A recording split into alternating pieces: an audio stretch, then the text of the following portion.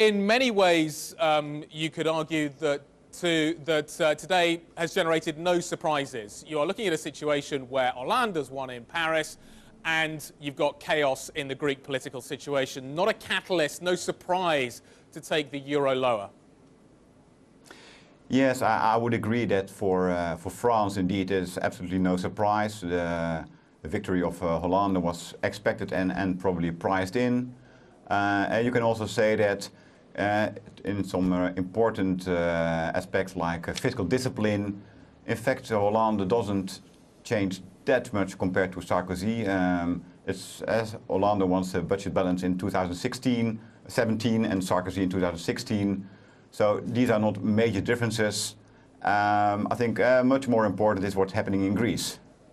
How do you see the Greek story developing? We kind of knew that it was going to be a difficult election period for the main parties. We knew that they were going to struggle to make the 151 seats they needed in Parliament. How do you see the next few days playing out? We're at 130 today on euro-dollar. Kind of doesn't feel like panic in that cross. No, it doesn't feel like panic. And to answer your first question, what's going to happen in the next few days? Well, I think that's highly uncertain. And that's what markets, I think, rightly worry about. We don't know exactly what kind of Greek coalition we're going to get.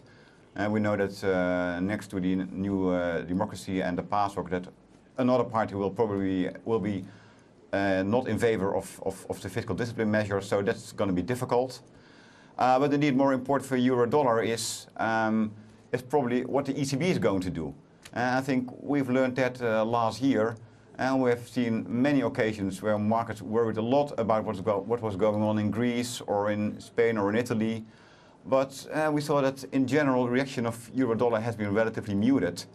And probably we need to realize that, let's say, the transmission mechanism from worries about government debt to a weak currency is often via monetary policy. Either there would be direct monetary financing of the debt. Well, I think we're far away from that scenario.